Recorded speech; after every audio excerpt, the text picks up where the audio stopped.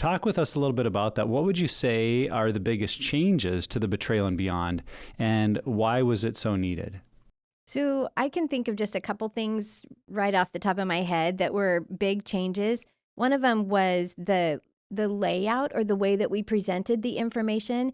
In the old Betrayal and Beyond, it seems like a lot of the information up front, even through maybe the first 6 chapters, were really focused on his addiction and things that the partner should know, which there is a place for that. But I remember being in group with women, and we're 6 weeks or 8 weeks into it, and they're angry. They're like, you know what? The last 13 years has been about him, and I'm done talking about him. And when is this going to start really helping me?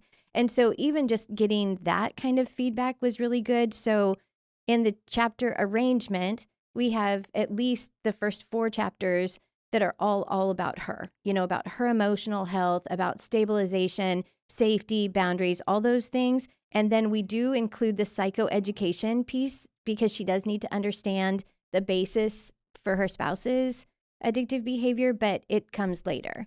And then again, probably the bigger change was taking out anything that was related to past trauma, family of origin issues, even being very intentional about the language that we use and the way that we frame different conversations, just based on the feedback that we got that was so triggering. Even certain words, like applying recovery, that language, to partners, we got pushback for that. Yeah, and I am about to wrap up my Betrayal and Beyond group that I'm leading, the new version. And so I've been able to see through my own group and the leaders that I oversee, our first year of having this out. And one fear that people had was, well, if you remove the family of origin content, or push the addict stuff to the end, these women, it's just going to give women an excuse to be angry and not have to focus on their own issues. And I am not seeing that in our groups. I'm seeing that they're still able to have empathy for their spouse. They're still applying things to their family of origin, because when we take them through trauma that's happening in their relationship, I'll hear, oh, this actually was a problem even when I was younger. I remember the same. So they're able to connect the dots, even though we're not directly asking them those things. And there's been plenty of empathy. I think it's giving them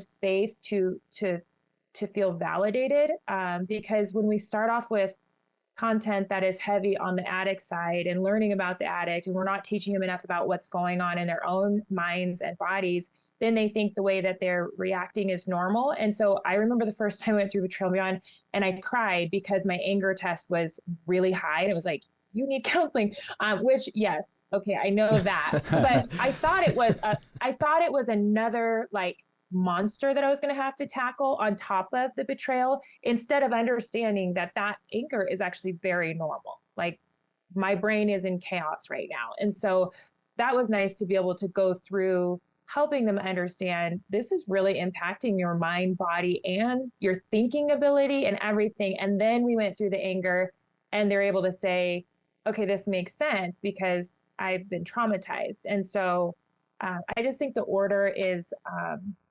it's a little slower so that we can help them understand themselves before going into understanding their spouse.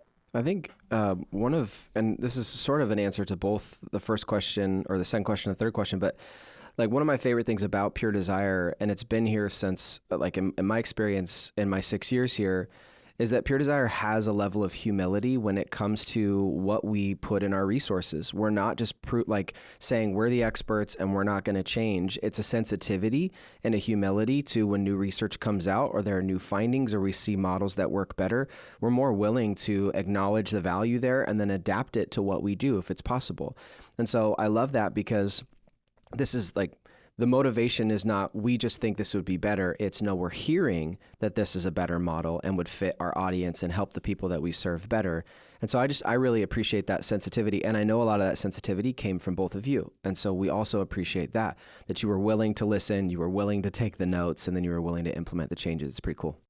Yeah. And I think about that fear that you brought up, Ashley, that, well, if we do this, partner sensitive model and tell them it's not your fault, that they'll just stay stuck in anger. And it's kind of like saying that if someone is in a car accident where they were just completely blindsided and we said to them, oh, this totally isn't your fault, that will somehow demotivate them from wanting to recover from the accident. It's like, that's kind of an odd way to think about it, because if you're in an accident, whether it's your fault or not, you're looking at, I need to get better. And if someone is stuck in anger and blaming and bitterness towards their spouse, I think they're self-aware enough to see, I'm still not healthy.